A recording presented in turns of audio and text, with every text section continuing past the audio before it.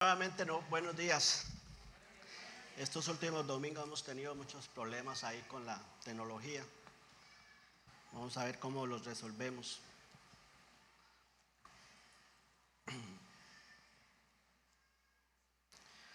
Bueno, este día es un día especial también porque vamos a celebrar la Cena del Señor. Y yo creo que una de las mejores formas o maneras de celebrar la Cena del Señor es recordando el sacrificio de Jesucristo. Porque a veces me temo que el sacrificio de Jesucristo para el cristiano a veces se vuelve algo como, ¿cómo le diría yo? Como trivial tal vez, ¿verdad? De pronto, sí, sabemos que Cristo murió en la cruz, que derramó su sangre, que pagó la deuda por nuestros pecados, que nos dio una esperanza eterna, pero ¿cómo afecta toda esa gracia y todo ese amor del Señor por nosotros en nuestra vida diaria? ¿Cómo realmente recordamos el sacrificio cada día, entendiendo que nuestra vida hoy tiene realmente una esperanza eterna? Y entonces, ¿cómo vivimos la vida cristiana? Hoy el mundo de hoy es muy diferente, pero muy diferente, todos lo sabemos, al de hace años atrás. Hoy hay más frialdad, como hemos mencionado vez tras vez, hay más apatía en la vida cristiana. Y no dimensionamos o no desvalorizamos ese sacrificio de Jesús. Yo creo que todos aquí, sin excepción, pasamos días malos. ¿Usted ha pasado algún día malo? ¿Verdad? Tal vez uno no, varios días. Tal vez fue un día en que recibiste un mal diagnóstico de salud. Tal vez fue el día en que algún proyecto o sueño en tu vida se desvaneció. Tal vez fue el día en que un ser amado falleció. Tal vez fue el día en que perdiste ahí en su trabajo la oportunidad de tener un ascenso. O quizás peor aún, fuiste despedido. Quizás ese ha sido el peor día de su vida. O tal vez fue el día en que alguien a quien tú amabas, ¿verdad?, te abandonó. Y uno puede seguir diciendo muchas otras cosas de que fue un mal día. Pero yo quiero decir algo, hermanos. El peor día de tu vida, lo más difícil que usted pueda vivir, enfrentar en esta vida, no se puede comparar con el peor día que el Señor Jesús vivió.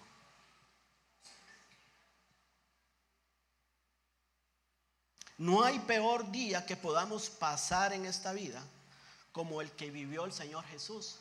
Y por eso el mensaje esta mañana se llama el peor día.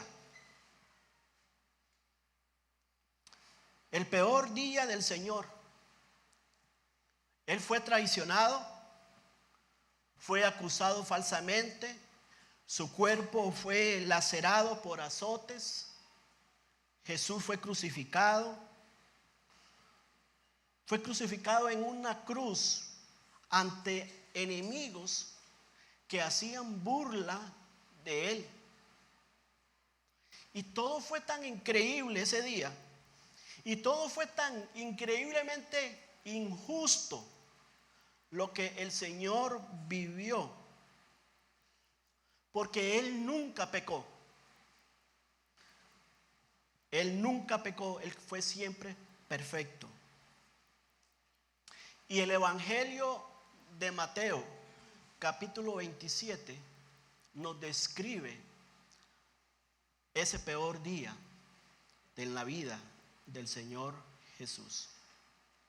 Así que les pido que abran su Biblia en Mateo 27, a partir del versículo 39 al 44. Si no trajo su Biblia, en la pantalla está también el pasaje que vamos a leer. Antes vamos a orar.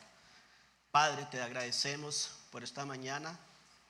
Te agradecemos por la oportunidad que nos permite poder abrir tu palabra, Señor.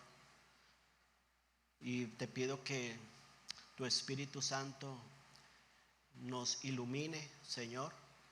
Ilumine nuestra mente, nuestro corazón. Y que esta mañana, al recordar, Señor, el peor día del Señor, podamos comprender que ese día fue el mejor día para nosotros. Yo quiero pedirte, Señor, que tu palabra se exponga con poder y autoridad de parte tuya, y que también nos haga reflexionar a cada uno de nosotros si verdaderamente hemos puesto nuestra confianza en Jesucristo como en nuestra vida, y que nos haga de veras, Señor, reflexionar sobre eso, y de veras, Señor, reorientarnos si tiene que reorientarnos, Señor, a vivir una vida que te glorifique a ti. En el nombre de Jesús, amén.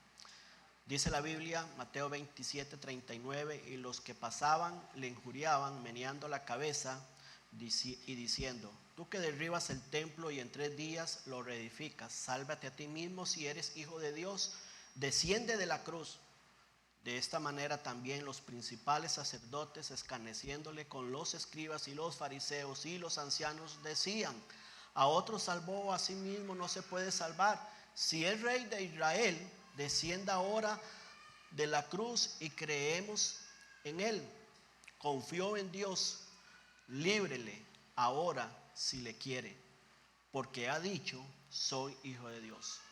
Lo mismo le injuriaban también los ladrones que estaban crucificados con él. El peor día del Señor. En el peor día del Señor Jesús, Él fue rechazado por los pecadores. Pero aquí describe el texto 3 tipos de pecadores, 3 grupos de personas. Primero están los culpables ignorantes, dice el texto, y los que pasaban le injuriaban, meneando la cabeza y diciendo: tú que derribas el templo y en 3 días lo reedificas, sálvate a ti mismo si eres hijo de Dios, desciende de la cruz. Eran culpables ignorantes. Eran las personas ignorantes. Eran los que no tenían entendimiento de lo que el Señor Jesús había predicado durante 3 años. Jesús había dicho que el templo sería destruido y que lo iba a reconstruir en 3 días. Pero el Señor se estaba refiriendo a su propia muerte y a su resurrección. No se estaba refiriendo, como estos culpables ignorantes creían, que hablaba del templo de Herodes. No se estaba refiriendo a esto. Entonces vemos un grupo de personas que eran culpables ignorantes. Y entonces en su ignorancia ellos, o tal vez en su incredulidad también, ignorancia e incredulidad, ellos moviendo sus cabezas hacia él, se burlaban de Jesús. Pero se burlaban de Jesús, se burlaban como el Salvador, se burlaban de él como rey, se burlaban de Jesús como el Hijo de Dios. Entonces hay un grupo que es los culpables ignorantes, los incrédulos también.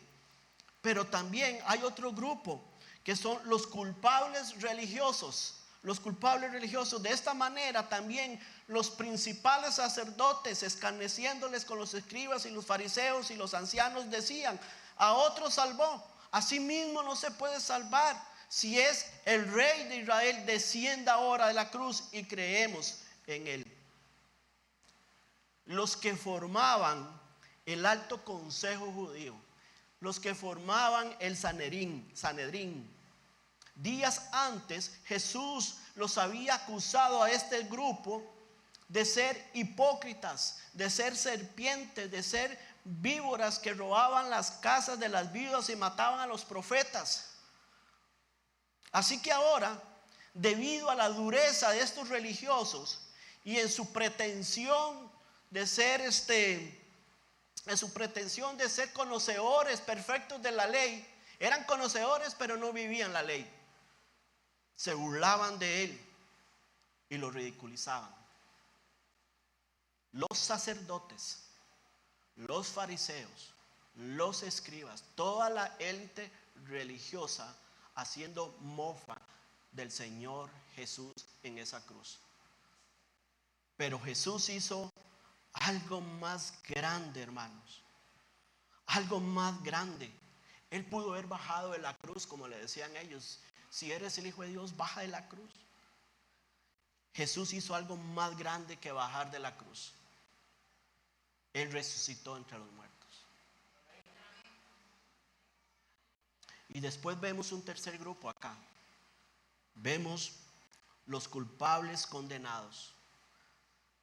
Lo mismo le injuriaban también los ladrones que estaban crucificados con él.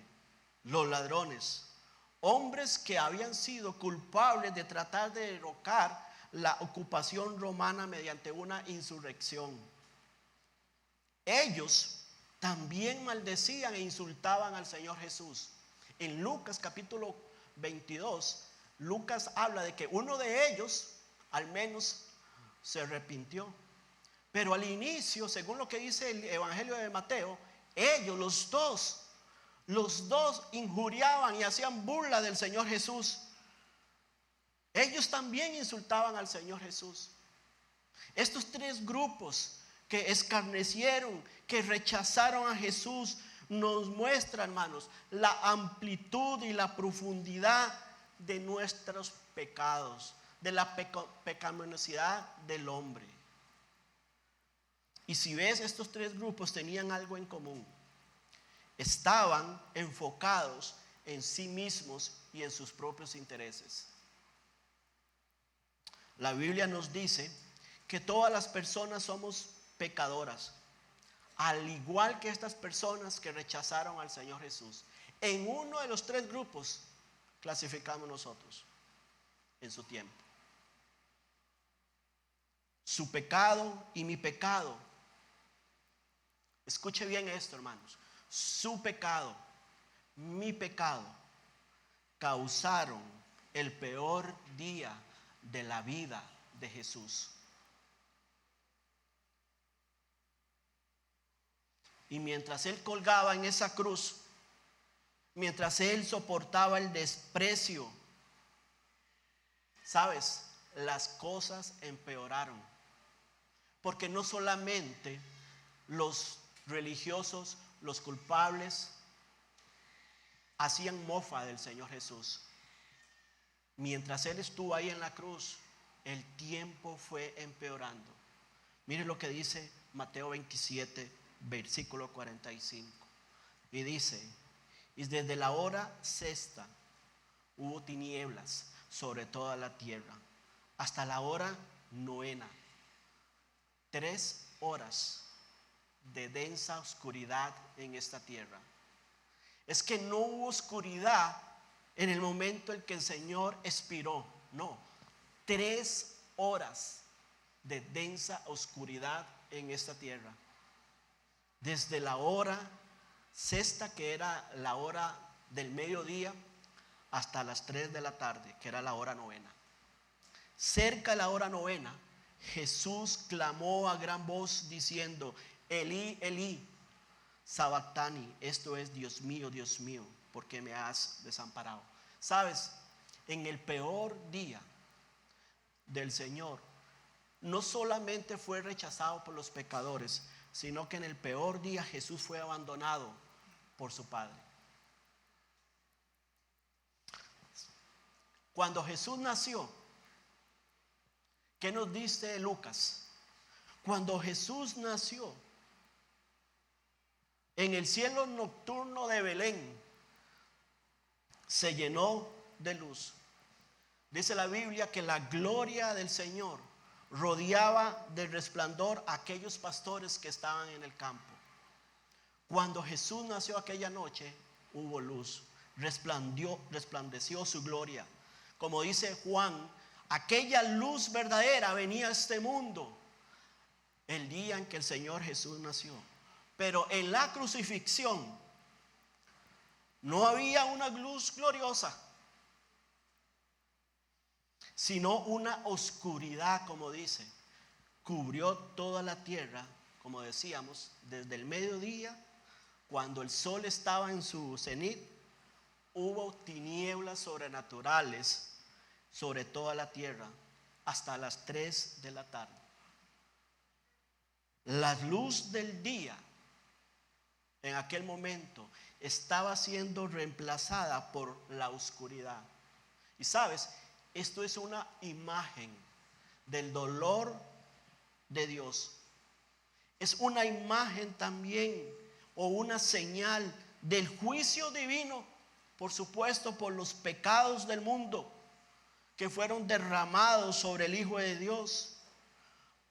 Marcos capítulo 15, versículo 25, nos dice que Jesús fue crucificado a la hora tercera, justamente a las 9 de la mañana, fue el Señor crucificado.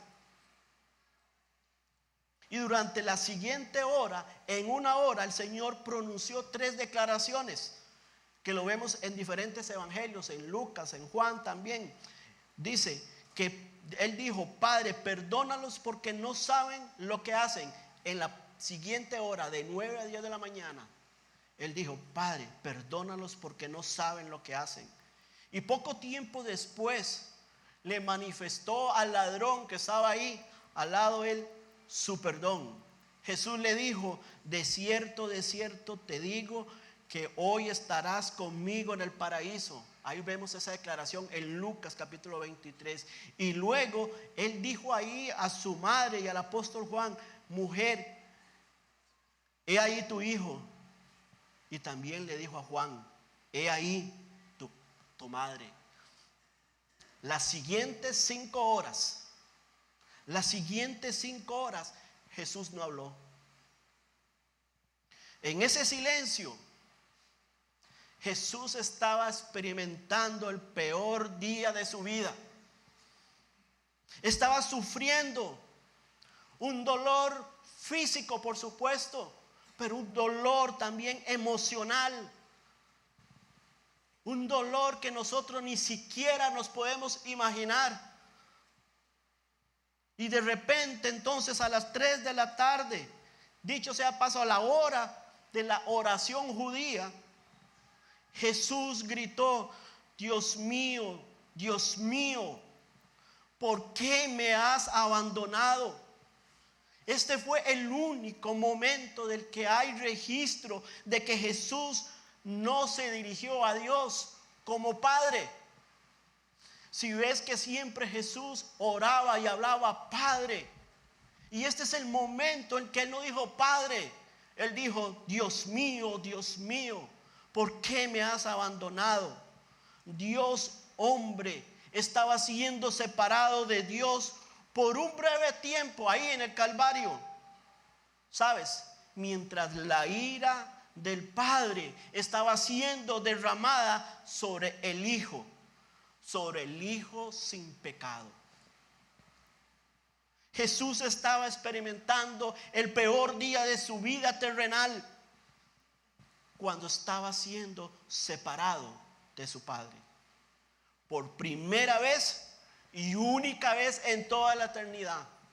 Y escuchen, no fue una separación de breve, no fue una separación de 10 minutos, de 15 minutos, de 3 minutos, mientras la furia de la ira de Dios por los pecados de la humanidad caían sobre sus hombros. No fue por 5 minutos, Él experimentó por lo menos 1 hora, según los estudiosos, 1 hora de ese abandono.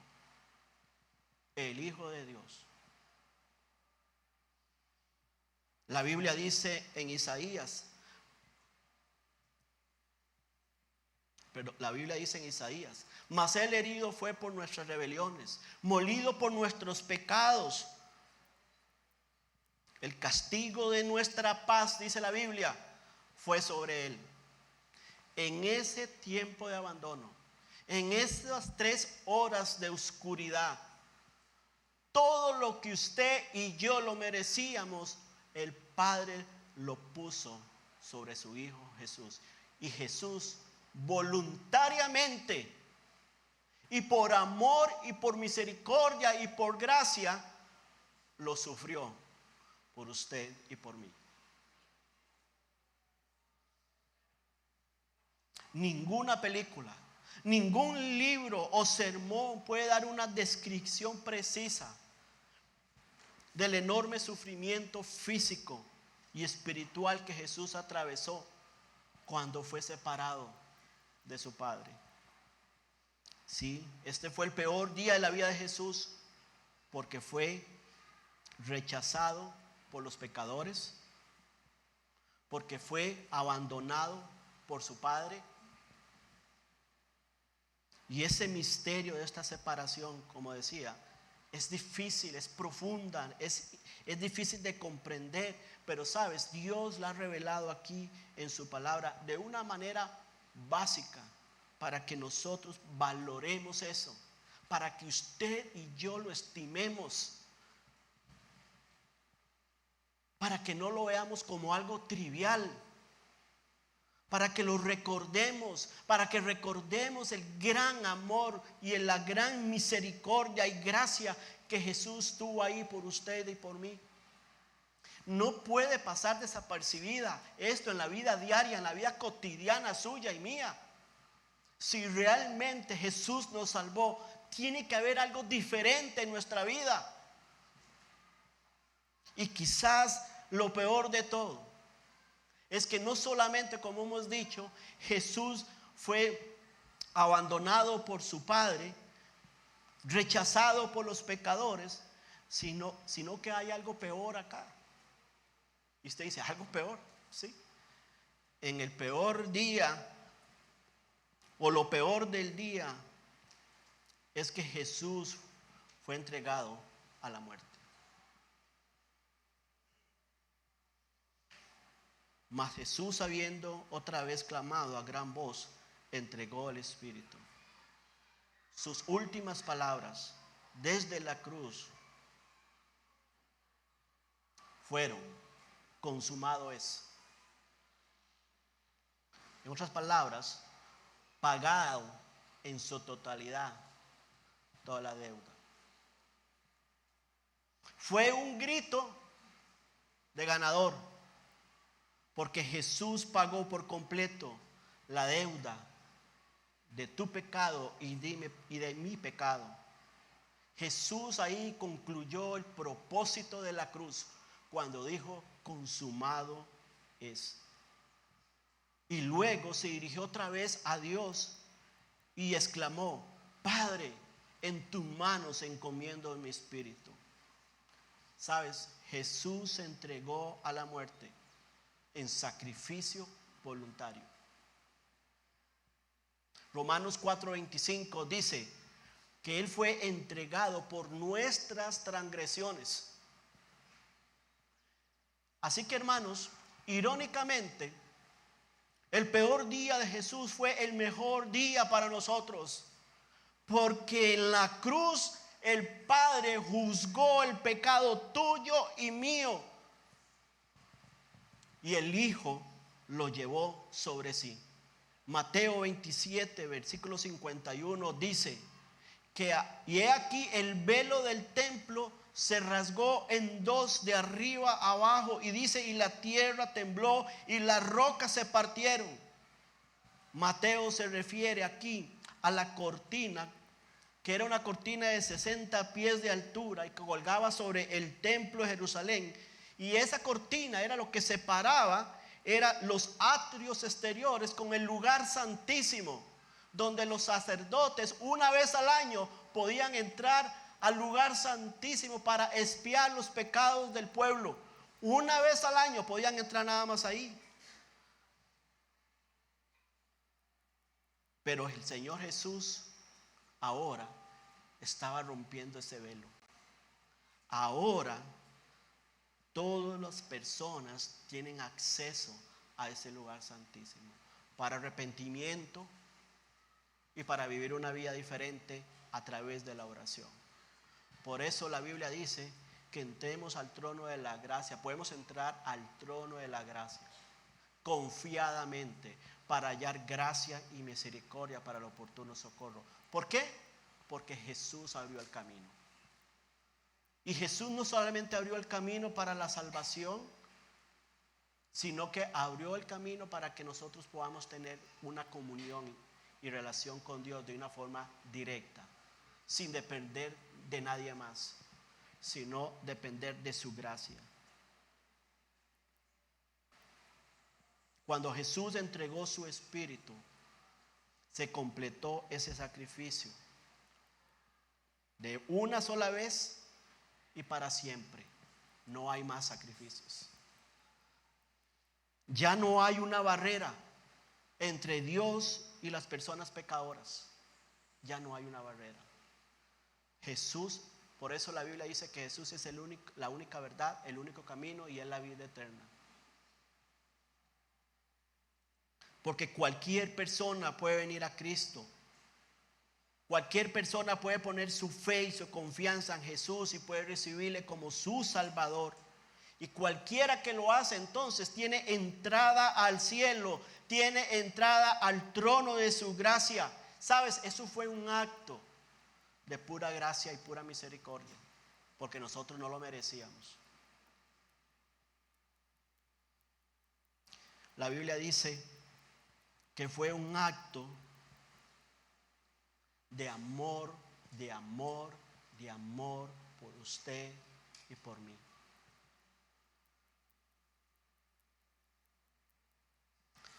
Este viernes estuve en el funeral de la hermana Patricia. Y ahí hablé sobre Juan capítulo 14. Como yo decía ese día, uno de los pasajes más bellos en la Biblia, más hermosos en la Biblia que uno puede encontrar. ¿Sabes, hermanos? Porque cuando uno lee este pasaje y lee el contexto de este pasaje,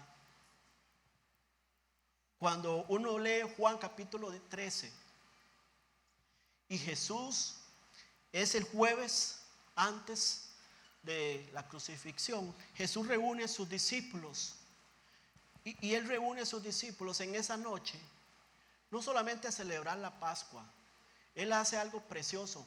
Juan da esos detalles tremendos ahí. Él se reúne con sus discípulos y tiene una larga conversación con ellos. Los reúne y lava sus pies.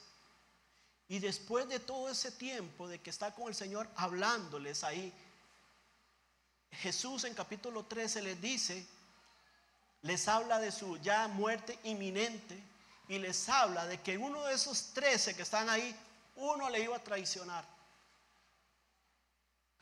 Entonces, cuando tú lees Juan capítulo 14 y el capítulo inicia hablando Jesús a sus discípulos diciendo, no se turbe vuestro corazón, creed en Dios, creed también en mí. Jesús, ¿qué notó Jesús? Notó corazones turbados cuando escuchó esa noticia. Como yo decía, los discípulos habían vivido 3 años con Jesús. Habían caminado con Jesús 3 años. Y había sido un carrusel de emociones durante esos 3 años hermosos con el Señor Jesús. Y de pronto Jesús habla sobre la traición ahí, de que esa misma noche uno de ellos lo iba a traicionar y que iba a morir, que iba a partir de esta tierra. Y entonces los discípulos, como usted y como yo, cuando recibimos una mala noticia, nos turbamos, nos preocupamos, entramos en ansiedad, tenemos temores. Jesús vio eso en los corazones de él. Y él les dijo, no se turbe vuestro corazón. Jesús ve tu corazón. Él no necesita que usted le diga cuál es tu preocupación, Él ya la conoce. Pero Él le dice esta mañana: no se turbe vuestro corazón, hijo, hija. Creed en Dios, creed también en mí. Significa confíe en mí. Yo voy a estar acá en medio de esto. Yo voy a estar confiado en esto. Y entonces Jesús habla y les da, no solamente les da paz en medio de todo ese conflicto emocional que ellos están viviendo, sino que el Señor Jesús les da promesas, les da garantías. Y les da una garantía tremenda cuando Él dice: en la casa de mi Padre muchas moradas hay. Si así no fuera, yo los hubiera dicho. Voy pues a preparar, dice, lugar para vosotros. Jesús no solamente les da su paz, sino que también les da una esperanza. Es paz, pero con esperanza también, con una certeza. Le dijo: mire, hijos, tranquilos, yo me voy a ir, pero voy a ir a preparar un lugar para ustedes. Y entonces el Señor los anima con una promesa. Y después de esa promesa, el Señor les vuelve a dar otra promesa todavía más hermosa, cuando les dice: y si me fuere y os preparé el lugar, vendré otra vez. Es que el Señor reafirma su promesa de ir a un lugar, a preparar un lugar para que donde Él esté, nosotros también estemos. Y también les promete y les dice: voy a venir por ustedes, para que donde yo esté, vosotros también estéis. ¿Sabes?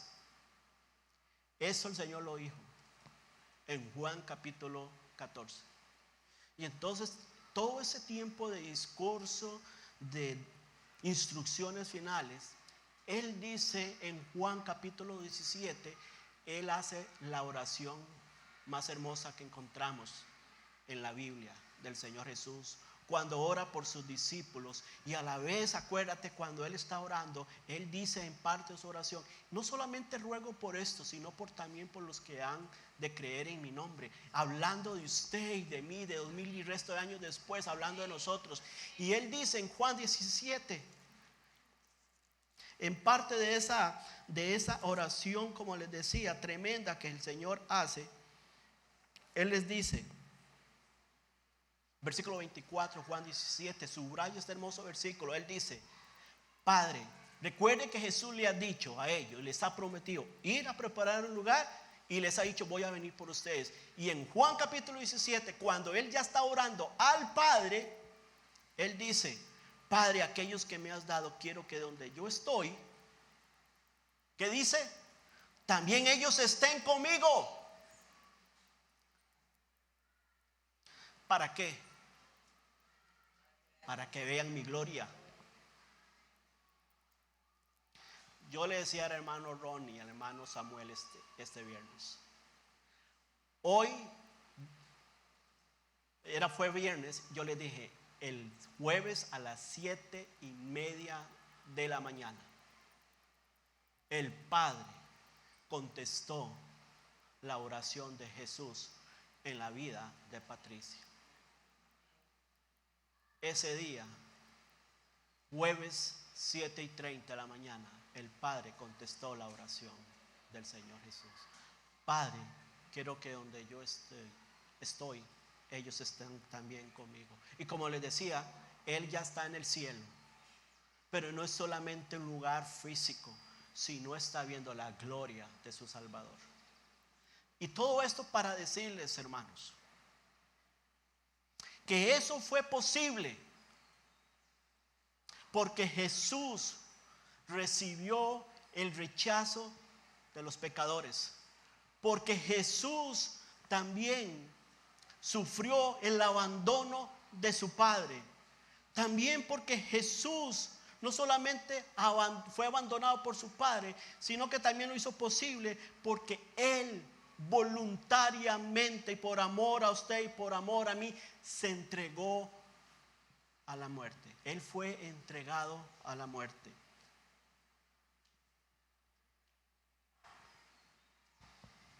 Entonces, hermanos, El peor día en la vida de Jesús fue el mejor día para nosotros. ¿Por qué? Porque la deuda en nuestro pecado fue pagada. Porque hay un solo Dios y un solo mediador entre Dios y los hombres, Jesucristo hombre, el cual se dio a sí mismo el rescate por todos. Fue el mejor día para usted y para mí, porque nuestro pecado fue pagado ahí en la cruz. Fue el mejor día para nosotros porque nuestra condición espiritual fue cambiada. Al que no conoció pecado, por nosotros lo hizo pecado. Para que nosotros, para que usted y yo fuésemos hechos justicia de Dios en él. Ese es el pasaje preferido mío del Nuevo Testamento. Para que usted y yo fuésemos hechos justicia de Dios en él. Para que fuese posible que Dios te vea a usted y a mí, hombres y mujeres pecadores que rechazamos a Jesús, que le abandonamos también, para que el Señor nos vea a usted y a mí justificados, perdonados, libres de culpa. Eso lo hizo posible el Señor Jesús. Fue el mejor día para nosotros porque Dios nos amó y rescató de la ira venidera. Romanos 5:8 dice: mas Dios muestra su amor para con nosotros en que siendo aún pecadores, Cristo murió por nosotros. Y entonces el versículo 9 dice: pues mucho más estando ya justificados, aplicando la justicia de Jesucristo en nosotros, en su sangre, por Jesucristo seremos salvos de la ira venidera. Seremos salvos del infierno por Jesucristo.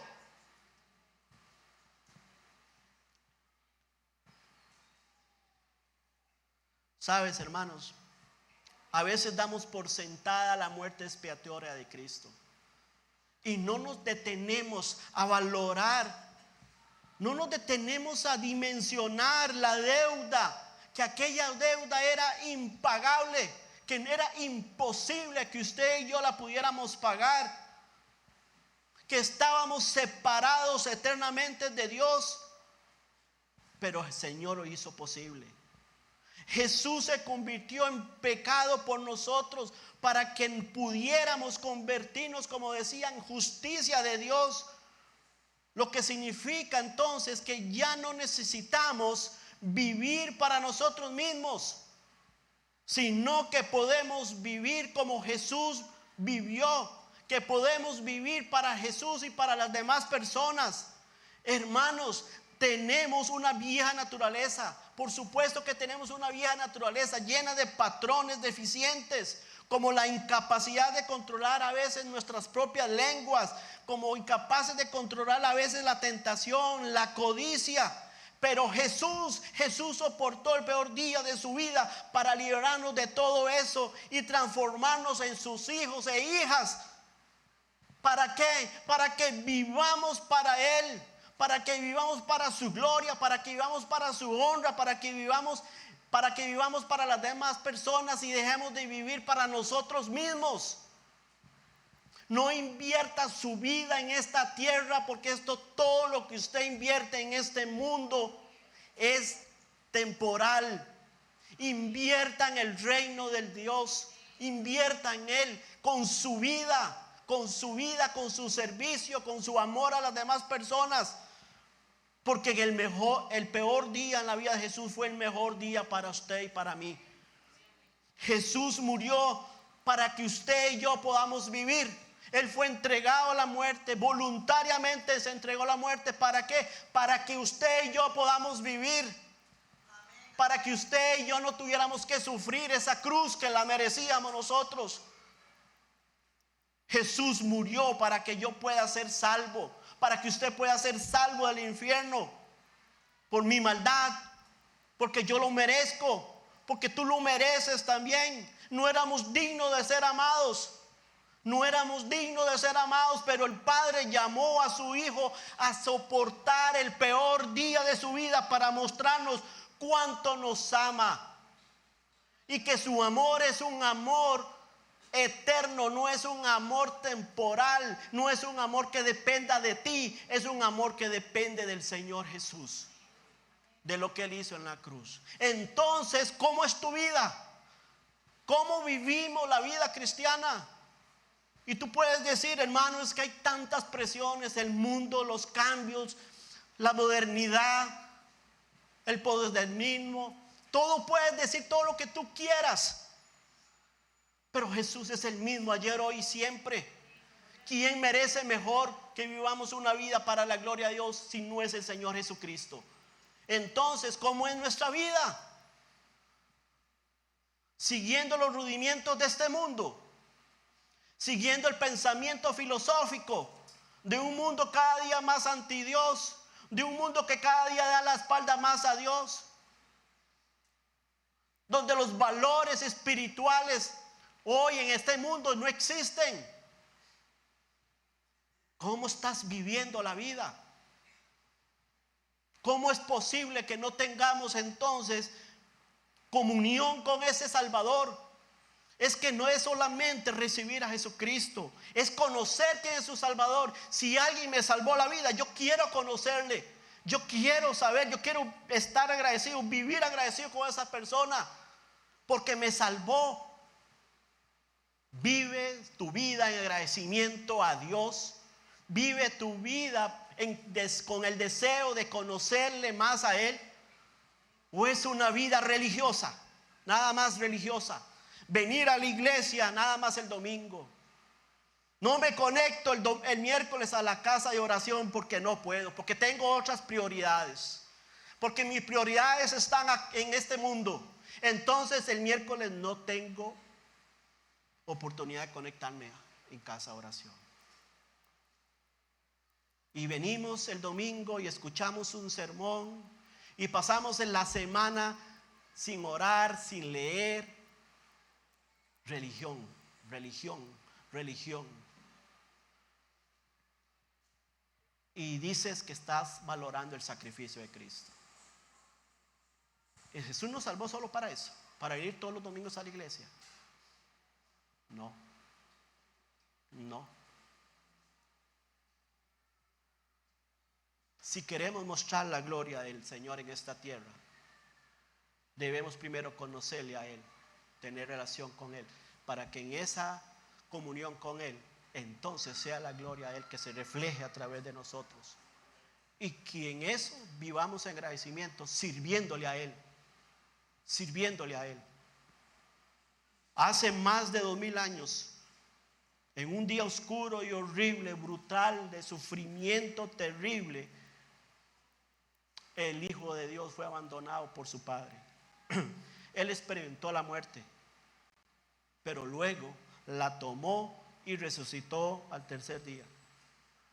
Esa cruz marcó el peor día en la vida terrenal del Señor, pero simboliza hoy para usted y para mí el mejor día de nuestra vida. ¿Sabes? En la cruz, Jesús no hizo solo un simple descuento en nuestra deuda, sino que la pagó por completo. ¿Cómo es tu vida entonces? ¿Cómo es nuestra vida? ¿Es congruente? ¿Es congruente con lo que Jesús hizo por usted? ¿Caminas por la vida o caminas por la vida dándole la espalda a tu Salvador? Creyendo toda la filosofía mundana. Entonces, si has tenido un encuentro real y verdadero con el Señor Jesús, hermano, hermana, es tiempo de dejar atrás el viejo hombre pecaminoso. Estamos en el mundo. Sí, hermano, estamos en el mundo, pero ya no somos del mundo. Repito, estamos en el mundo, pero no somos del mundo. La vida en Cristo no es para retroceder. La vida en Cristo no es para retroceder, hermanos.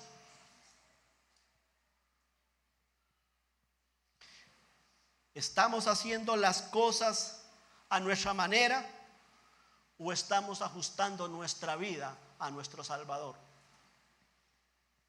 ¿Estamos ajustando nuestra vida a los propósitos de Él?